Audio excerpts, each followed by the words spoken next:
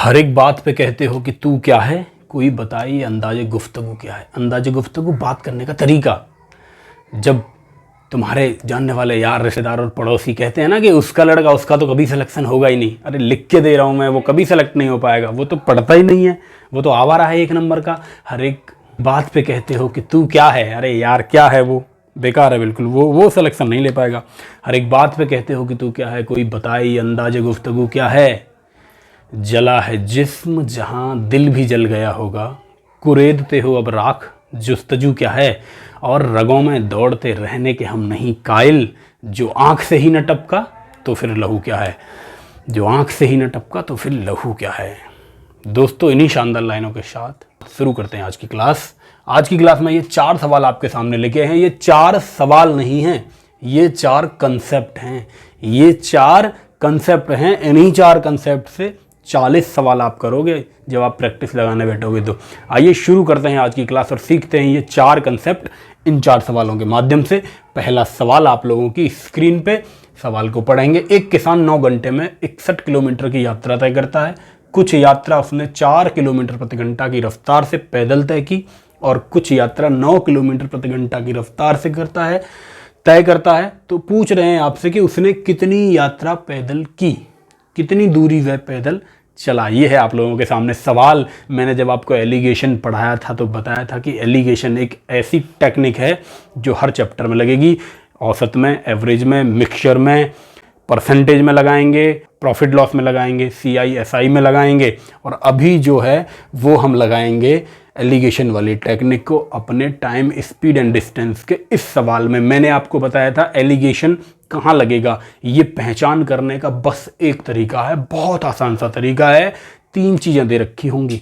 3 चीज़ों में एक तो ओवरऑल देगा, 2 वैल्यू अलग से देगा ओवरऑल और 2 वैल्यू बांट के दे देगा। जैसे कि इस सवाल में 2 वैल्यू, कुछ दूरी 4 किलोमीटर प्रति घंटा, कुछ 9 किलोमीटर प्रति घंटा और ओवरऑल 9 घंटे में 61 किलोमीटर, यानी कि 61/9 किलोमीटर प्रति घंटा।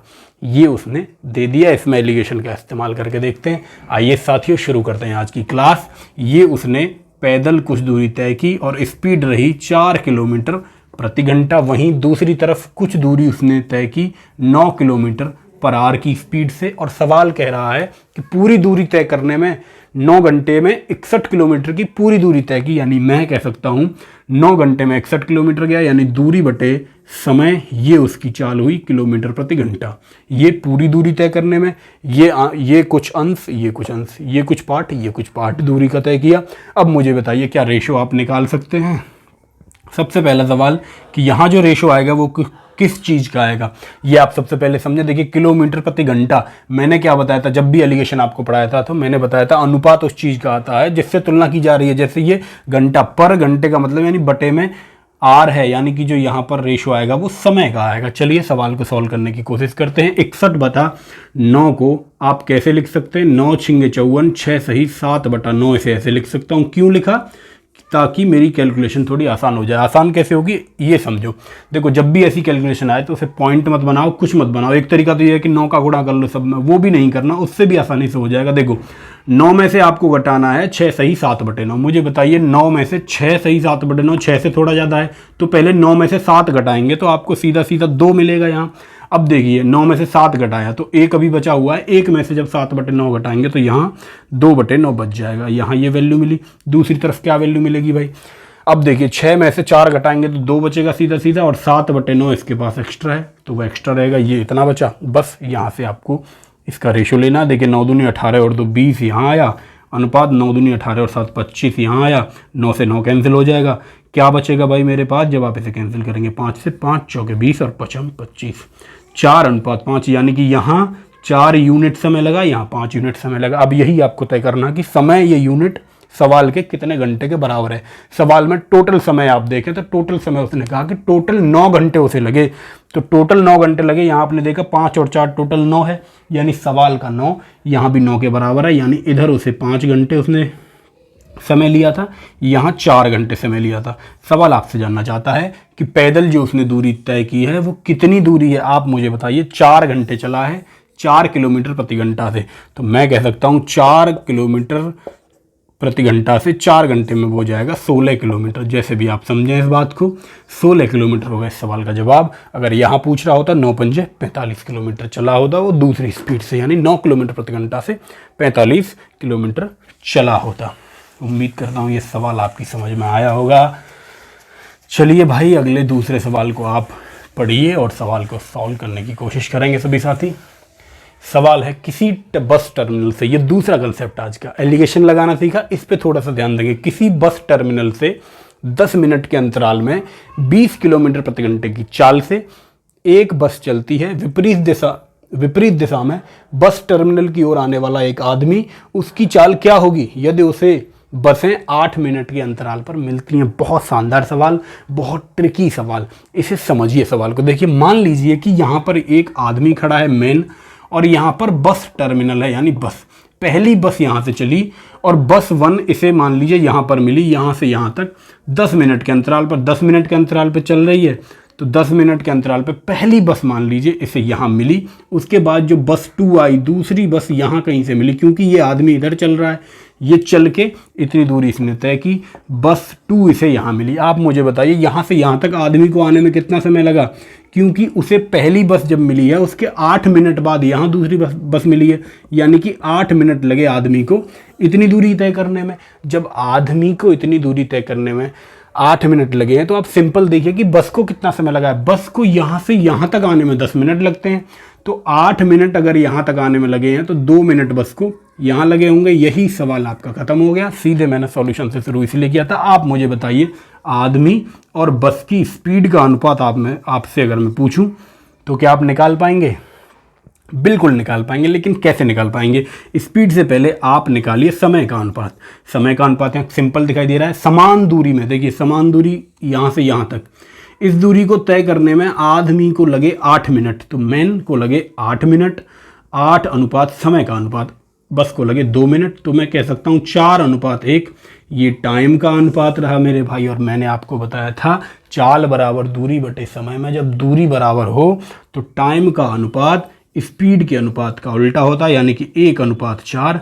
ये उनकी स्पीड का अनुपात रहा, यानी कि बस की जो गति दे रखी है सवाल में 16 किलोमीटर प्रति घंटा, 4 की वैल्यू 16 किलोमीटर पर आ रहा है, तो 1 की वैल्यू 16 नहीं 20 दे रखी है, 4 की वैल्यू 20 किलोमीटर प्रति घंटा है। इसका मतलब 1 की वैल्यू 5 किलोमीटर प्रति घंटा हुई, और 1 की वैल्यू यानी कि आदमी की वैल्यू आपसे पूछना चाह रहा है, यानी आदमी की स्पीड होगी 5 किलोमीटर पर आवर। इसी कंसेप्ट पे आपको किताब में ढेरों सवाल मिल जाएंगे। सारे सवाल आप लगाएंगे, थोड़ा सा दिमाग लगा के सॉल्व करने की कोशिश करेंगे, और कमेंट बॉक्स में आकर बताएंगे कि आपको इस अप्रोच से कोई हेल्प मिली या नहीं मिली। सेम इसी कंसेप्ट पे बेस्ड सवाल आता है। गोली चलती है, हर 10 मिनट के अंतराल पे गोली चलाएगा, कहेगा आदमी को 4 मिनट बाद सुनाई दी, 6 मिनट बाद सुनाई दी, कभी बस चलेगी कभी गोली चलेगी, अंतराल की बात करेगा। इसी कंसेप्ट को लगा लेना, सवाल सॉल्व हो जाएगा। तीसरा सवाल, एक सिपाही चोर का पीछा करना शुरू करता है। सवाल को समझेंगे, कभी भी इस सवाल में दिक्कत नहीं आएगी। सबसे पहले इसका जो ट्रिकी अप्रोच है वो समझें।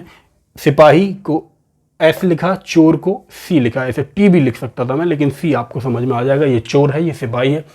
सिपाही चोर का पीछा करना शुरू करता है। जब चोर 10 कदम चलता है, चोर की वैल्यू चोर के नीचे, सिपाही की वैल्यू सिपाही के नीचे, तो सिपाही 8 कदम चलता है। ठीक है भाई, सिपाही के 5 कदम, सिपाही के 5 कदम चोर के 7 कदम के बराबर हैं। गति का अनुपात पूछा, तो सिंपल इस सवाल में आपको कुछ नहीं करना, इसको मैं आपको समझाऊंगा अभी ऐसा मैंने क्यों किया। देखिए 8 सत्ते 56, तो यहाँ आई वैल्यू, ये सिपाही की गति हुई, और 10 पंजे 50, ये हुई चोर की गति। और यही अनुपात आपसे पूछ रहा है, 2 से काटेंगे तो 2 से कटेगा ये 2 दूनी 4, 2 8 16, और ये 25 बार, यानी 28:25 इस सवाल का जवाब आ रहा होगा। ये सारी चीज़ें क्योंकि ये आप थोड़ा सा समझने की कोशिश करिए। बेसिकली जब सवाल आप पेपर में करेंगे तो इसी अप्रोच से करेंगे। सबसे पहले समझे, सिपाही और चोर की जो मुझे दे रखी है, समय दे रखा है सबसे पहले तो, कि जितनी देर में सिपाही 10 कदम चलता है, सिपाही जितनी देर में 10 कदम चलता है, ये समय है। समय को थोड़ी देर के लिए, जितनी देर में कह रहा है, मैंने कहा 1 सेकंड में या 1 मिनट में या 1 घंटे में, ऐसे मान लो 1 सेकंड में ये 10 कदम चलता है, तो सिपाही चोर 10 कदम चलता है। 1 सेकंड में चोर चलता है 10 कदम, और मैंने कहा सिपाही चलता है 8 कदम, एक पहली स्टेटमेंट ये थी सवाल में। दूसरी स्टेटमेंट क्या है? दूसरी स्टेटमेंट है कि सिपाही के 5 कदम चोर के 7 कदमों के बराबर हैं। अब मुझे बताइए, अगर आपको दूरी निकालनी हो, सिपाही कितना गया, चोर कितना दूर गया, यानी कि दूरी आपको अगर निकालनी हो तो आप कैसे निकालेंगे? आपको पता चले कि 8 कदम ये जा रहा है, एक कदम में कितना जा रहा है पता चल जाए। ये 10 कदम जा रहा है, इसका पता चल जाए एक कदम में कितना जा रहा है, तो पता चल जाएगा दूरी कितनी है। तो ये जानने के लिए कि एक कदम में जा कितना रहा है, दूसरी स्टेटमेंट का इस्तेमाल करेंगे। देखिए, सिपाही के 5 कदम बराबर हैं चोर के 7 कदम के, चोर के 7 कदम के, ऐसे आप समझ लीजिए 5 सिपाही 7 चोर ये बराबर हैं। अब अगर मैं आपसे कहूँ कि ये 5 कदम गया, ये 7 कदम गया, मुझे जानना है कि इनका एक कदम है कितने का। तो आप थोड़ी देर के लिए मान लें कि ये 35 मीटर, यानी कि 7 और 5 का मैंने एलसीएम लिया, एक ऐसा नंबर लिया जो दोनों से कट रहा हो, कैलकुलेशन को आसान करने के लिए। मैंने कहा अगर ये 35 मीटर इन्हें जाना हो तो ये 5 कदम है सिपाही के, चोर के 7 कदम के बराबर। 5 कदम में अगर ये 35 मीटर जा रहा है तो इसका मतलब है ये 7 मीटर का इसका एक कदम है सिपाही का। सिंपल, ऐसे मैंने माना थोड़ी देर। दूसरी तरफ ऐसे मान लिया कि 7 कदम में ये 35 मीटर जाता है चोर, तो इसका एक कदम 5 मीटर के बराबर हुआ। सिंपल, दोनों चीज़ें यहाँ से ख़त्म हुई। देखिए, सवाल के अकॉर्डिंग हमने चीज़ें मानी। मैंने कहा ये 7 अगर इसका रेशो है, चोर के कदम का रेशो 5 है। अब देखिए, ये 8 कदम, एक कदम 7 का, तो टोटल 8 सत्ते 56 मीटर, 56 यूनिट मैं कहूँगा, यहाँ 56 यूनिट दूरी जाएगा, ये 50 यूनिट दूरी जाएगा। यहाँ जो क्रॉस मल्टीप्लाई किया था इस वाली टेक्निक में, वो आपको समझ में आया होगा। वो क्रॉस मल्टीप्लाई ऑटोमेटिकली यहाँ हो चुका है। तो आपने देखा, जब इसका रेशो आपने निकाला तो रेशो आपको मिला 28:25। अब आप कहेंगे गुरुजी ये रेशो तो दूरी का आया है। तो मेरे भाई, मैंने क्या कहा था, एकांक समय में चली गई दूरी ही चाल है। चाल का आपसे पूछ रहा, तो 1 सेकंड में मैंने माना था, 1 सेकंड में 28:25, यानी जो रेशो दूरी का है वही रेशो चाल का होगा। इस चीज़ को आप ऐसे भी समझ सकते हैं, चाल बराबर दूरी बटे समय होता है, क्योंकि समय मैंने दोनों का कांस्टेंट ले लिया, बराबर ले लिया था, तो जो दूरी का रेशो है वही चाल का रेशो है। ऐसे भी समझ सकते हैं, या फिर आप समझें 1 सेकंड आपने माना था, 1 सेकंड के मानने के आधार पर भी सवाल को सॉल्व किया जा सकता है। उम्मीद करता हूँ ये चीज़ आपकी समझ में आ गई होगी, कैसे सवाल को बेसिक से करना है। सवाल समझ में आ गया होगा। बाकी आपको करना तो पेपर में ऐसी अप्रोच से है जो मैंने यहाँ बताया है, क्रॉस मल्टीप्लिकेशन से। आइए चलते हैं आज के चौथे सवाल पे। चौथा सवाल एकदम तीसरे सवाल के जैसा है। 2 सवाल लेने का उद्देश्य केवल यही था, ताकि आपको ये चीज़ एक बार में क्लियर समझ आ जाए। चौथे सवाल में टॉम और जेरी की बात कर रहा है। टॉम और जेरी हैं, टॉम जेरी का पीछा कर रहा है। उतने ही समय में टॉम 8 बार कूदता है। टॉम 8 बार कूदता है, मान लीजिए 1 सेकंड वो कूदा, 1 सेकंड में ये 8 बार कूदा, और जेरी 6 बार कूदा। अब एक बार कूदने पे जाता कितना है, ये है केवल सवाल में आपका टर्निंग पॉइंट। यही है सवाल में समझने वाली बात। और क्या कह रहा है, दूसरी स्टेटमेंट क्या है?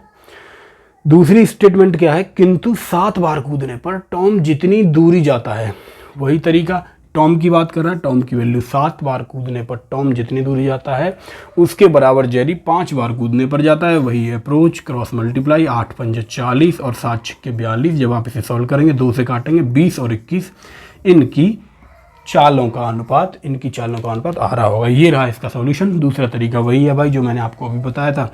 8 और 6 इनकी वैल्यू दे रखी है। अब आप देखेंगे कि इनके कदम को आप जानेंगे कि एक कदम में जा कितना रहा है। तो 7 और 5 का मल्टीपल आप 35 मान लेंगे। 7 पंजे 35, इसकी वैल्यू 5 मीटर 5 यूनिट आ जाएगी, इसकी 7 यूनिट आ जाएगी। 8 पंजे 40 और 7 छिंगे 42। जिस तरह से आपको सही लगे उस तरह से आप सवाल को सॉल्व करें।